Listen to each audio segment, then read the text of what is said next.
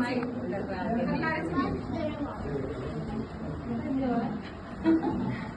First टाइमच mummy विषयी बोलतेय असं मी बोलले आहे, पण मम्मी विषयी बोलण्यासाठी मला कधी संधी नाही भेटली.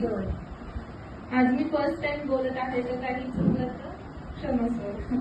लेखिका सौ कल्पना बंब यांच्याविषयी काय बोलू. साहित्याचा कोणताही वारसा नसताना त्यांनी साहित्याचे इवलेसे लावलेल्या रोपट्याचे वृक्ष झाले आहे. इसवी सन 2000 पासून 26 वर्ष सातत्याने लिहित आहे. 2007 मध्ये भगवान महावीरांचे आदर्श जीवन चरित्र हे पुस्तक हिंदीतून मराठीत अनुवादित प्रकाशित झाले. नंतर आध्यात्मिक लेखन, चालू घडामोडींवर लेखन, चारोळ्या, कविता लेखन इत्यादी लेखन चालू केले.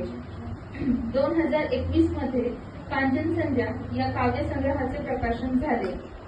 आणि जेव्हा मम्मी कविता करत होती तर आकाशवाणीवर देखील कवितांचे प्रसारण झालेले आहे. मी स्वतः मम्मी बरोबर आकाशवाणीमध्ये गेले होते, कारण मला पण उत्सुकता होती की ऍक्च्युली कसं रेकॉर्डिंग होतं. तर ते खूप अभिमानास्पद गोष्ट होती. आज 27 मार्च 2026 रोजी आपण शब्दांशी जोडले नाते या पुस्तकाच्या प्रकाशनासाठी जमलो आहोत. माझ्या मम्मीची पहिल्यापासूनच शिकण्याची खूप इच्छा होती, पण परिस्थिती बिकट असल्याने तिचे स्वप्न अधुरे राहिले. पण आज आम्हाला वाटत नाही की तिचे शिक्षण अपूर्ण आहे. आज ती बंब आणि ओसवाल परिवारात सर्वात पहिली साहित्यिका आहे. ती एक शीघ्र कवयित्री, लेखिका आणि आध्यात्मिक अभ्यासिका आहे. नेहमी मम्मीचं लेखन हे चालूच असतं आणि वेगवेगळ्या परीक्षा पण ती जेनॉलॉजीच्या देत असते. गाणे पण म्हणत असते. गाण्याच्या कार्यक्रमात सुद्धा भाग घेते. सक्रिय सहभाग असतो. त्यामुळे आज तिचे परिवारात आणि समाजात एक आदराचे स्थान आहे. खर तर मम्मीची सुरुवात प्रतिकूल परिस्थितीत झाली तेव्हा आम्हाला साहित्य लेखनाविषयी फारसे काही नॉलेज नव्हते. म्हणजे जेव्हा सुरुवात केली तेव्हा आम्हाला असं वाटत होते की म्हणजे काय आहे हे, काय होणार आहे पुढे, याचे काय भविष्य नाहीये.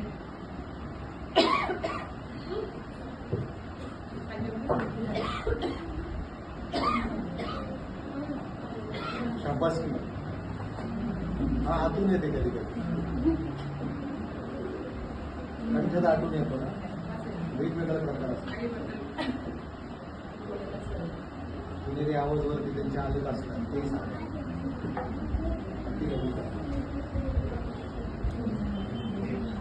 छान लिहिले. पण नंतर